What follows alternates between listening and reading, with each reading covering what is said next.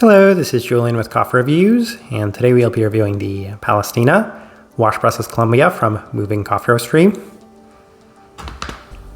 And there's the bag right there.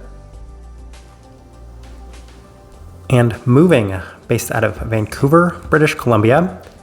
And once again, they were a suggestion to us by Sunny Woo. So once again, a shout out to and thank you to Sunny for the suggestion. This is Moving's second ever appearance on this channel, having recently reviewed the Caratina, a wash processed Kenyan coffee. But when making the purchase, this is the one that caught my interest a little bit more, as this one sounded much more like my type of coffee. So it'll be interesting to see how this one turned out, as this right here is day 37.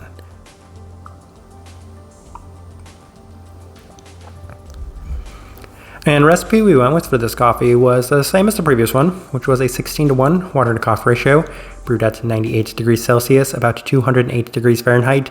This one I did prefer through the Chemex, which indicates a more medium grind. Roast profile for this one, it is also similar to the previous Moving coffee that we had reviewed, which is to say that it comes off a little bit more on the light medium side of things, and it has a slight bit more development to it as well, but I wouldn't actually say it had the same sort of smoky quality as the Kenyan one. So maybe a slight bit less developed than the other one we had reviewed from Moving, but even then still along the same lines and spectrum.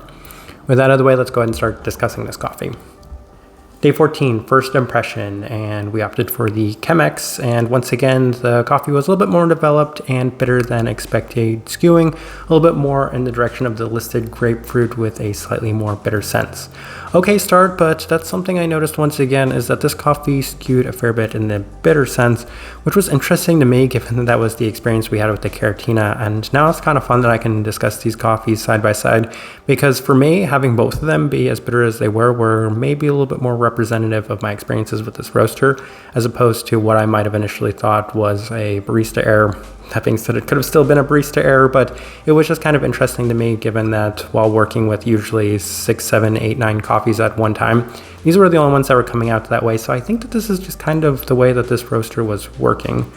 Day 17 went through the V60 for this one, and it was a little bit better this time, as there's still that slightly harsh bitter finish to the cup, but there is a little bit more of a distinct fresh fruit in line with the listed melon note. The development was still hindering the cup overall, so it was an okay second day, but still not necessarily to the extent that I was hoping for. Day 19 ran into the April brewer, and the same issues with the previous days, as there was a slight bit of this undefined brightness. It was slightly rough in terms of this earthiness as well as that bitter finish, but there is a nice fresh fruit underneath reminiscent of both nectarines and melons. So I was able to find some really positive aspects to this one. And my goal from here, usually the third time around, I'm like, okay, what sort of adjustments am I going to make to maybe improve this one?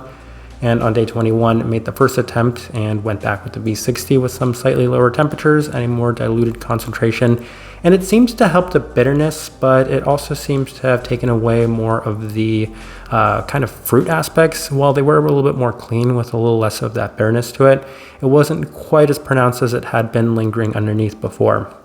There's some noticeable brightness, but the cup feels a little bit more even in general with some more of the floral aspect. So takeaways, some positives and negatives from this adjustment. I didn't necessarily feel that it left the best results.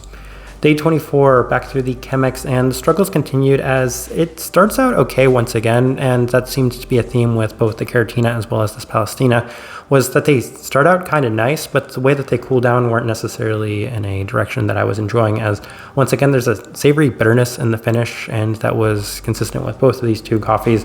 The brightness is maybe a little higher than expected without a specific focus.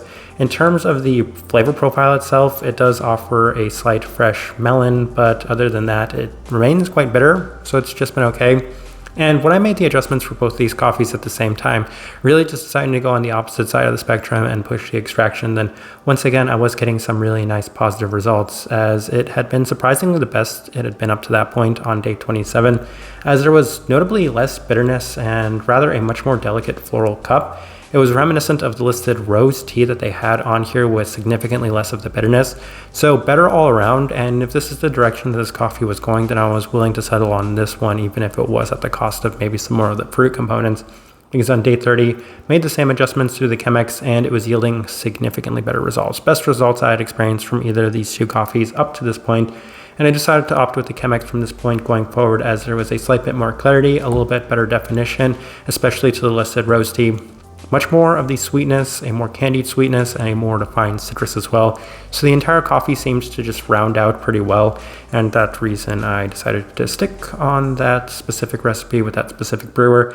As on day 33, back to the Chemex, and it continues to remain on the more clean side of things. So those are themes I also noticed from this coffee roaster, was that they were improving a fair bit with time, as there was a much more strong focus on the listed tea rose aspects of the cup. Subtle fruits lingering in the back that were reminiscent of tropical fruits, some slightly bitter citrus, and what I would describe as an unripened, and my notes are cutting short here, peach. All right, let's go ahead and put up the tasting wheel so you can see what we're getting. All right, and we have a couple of level 4s. So let's start with the cleanliness, level 4. Yes, and this one did feel a fair bit cleaner than the Kenyan coffee, but I think that's because I was able to find a recipe that I really enjoyed for this one that did seem to accentuate a lot of the more floral and tea-like qualities to it. So I'm actually quite happy with that being there at the level 4. I do think that that is a little bit of credit to this coffee roaster as well, because the profile I was able to get from this one was maybe a little bit nicer, especially given the earlier kind of struggles. Acidity, level 4. Yes, and given that I was making these two tasting wheels side by side, I do find it kind of interesting that they both scored pretty high in terms of the brightness. And what I want to say about this one was I have experienced a lot of pink bourbon coffees that do have a fair bit of brightness to them, but this one right here seemed to have it in equal measure to the Kenyan coffee. So once again, drinking them side by side, noticing this brightness from both of them was kind of interesting that they were so similar. Florality, level 4, yes, and the listed tea rose that they do have on here was the most defined and pronounced profile for me, especially after some of the adjustments I'd made, but the kind of rose-like aspect to it was very nice. I do want to give them massive credit for that as well, because the floral aspect in this one was better than the Kenyan coffee, so that was my favorite part of that coffee, but it was also my favorite part of this one. And then we have a bunch of level 3s. We'll start with the finish, level 3. Interestingly, I would say slightly higher side of level 3, but this one had a surprisingly quick finish in general, so it didn't necessarily leave the most lingering or long-lasting tea-like aspect, but this coffee was maybe a little bit more mild, maybe a little bit more subtle, at least compared to that Kenyan coffee, so it did reach that level 3. Sweetness level 3, yes, once again, this one offered maybe verging on the level 4, but even if I was doing that, it was on the significantly lower side of the level 4. A fair bit of sweetness, a little bit more in that candied sense, and some fresh fruit sweetness as well, so positives to take away from that as well. Berry fruits, level 3, yes, and that's not something I've discussed too much, with the exception of the melons, which of course would be in line with that berry fruit. That's where we opted to put it, some slightly more tropical berries, which of course would be that kind of melon aspect to it. Citrus fruit, level 3, yes, and I think I kind of mentioned that there was a slight bitter citric component to this one, which wasn't quite as bad as the bitterness I'd experienced from the Caratina, but even then, it was noticeably bitter nonetheless. Stone fruit, level 3, yes, as I kind of mentioned, it reminded me a little bit of an unripened peach, which in itself can be a little bit more bitter. So that's why that scored to level 3. Not necessarily the type of peach I look for. I definitely want a much more vibrant, fresh stone fruit peach aspect to it. But nonetheless, I feel like it was justified at that level 3 mark. Bitterness, level 3. Yes, once again, I'm just kind of surprised at how these coffees came out as uniquely bitter as they were. I don't know how that happened, but it's something that's caught my interest about this coffee roaster, and I'll discuss that maybe a little bit more in my final thoughts. Savoriness, level 3, yes, that's going to be the tea-like savoriness, a little bit more of that dark tea savory aspect to it. And I think the last thing really worth discussing is the body at the level 2. I might have expected this one to have a little bit more body, given that it is a Colombian pink bourbon coffee. I do think that maybe the Chemex really seems to play a significant role in this one being lighter bodied. And given that I was making these tasting wheels side by side, and I noticed just such a stark contrast and difference between the overall body and texture of the Kenyan coffee with this Colombian coffee, then I do think it's a pretty significant testament to just how far apart they did chart on their respective tasting wheels. And as I'm looking at this, I do think that it's a pretty good representation of what I was getting from this coffee. All right, so my overall thoughts and impressions of this coffee, once again, just like the Caratina, One of the better things I can say about this is the florality and the ease of kind of adjusting it, as this one also improved with a little bit of time, and it was easy to kind of improve with some minor adjustments, although that did take a slight bit of tinkering around. But when I did get it to a point that I enjoyed it, I would say that it just had such a stark contrast from my first couple of impressions to the point I'd got it to, that it does show that maybe this one was a little sensitive.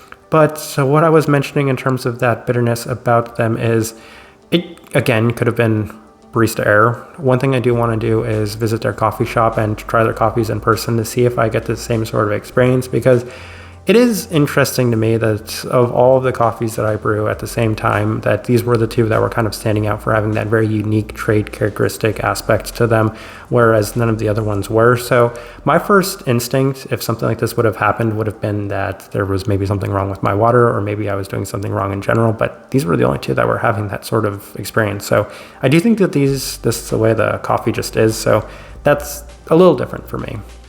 Type of person I would suggest this coffee to, I think the best direction I can point somebody towards for this one to start with is the wonderful tea rose-like aspect to it, because yet again, the rose was pretty well defined. I did like the clarity from it, and it did offer some nice depth, as well as there were plenty of fruit components to complement that most distinctly floral aspect that was at the forefront. So I'm kind of thinking on this. I honestly forgot what the tasting notes were, with the exception of the tea rose, because that one was just so pronounced and distinct within this coffee that that's kind of the biggest memory I have and the biggest takeaway I have from this one, and the best direction I can point somebody towards, and the best way I can leave this review. If you by chance had an opportunity to try this coffee, I'd love to know your thoughts and impressions of it as well. If you're enjoying the content, give this video a like, subscribe if you're not already subscribed. This right here has been a review of the Palestina Wash Process Colombia from Moving Coffee Roastery. Thank you for watching.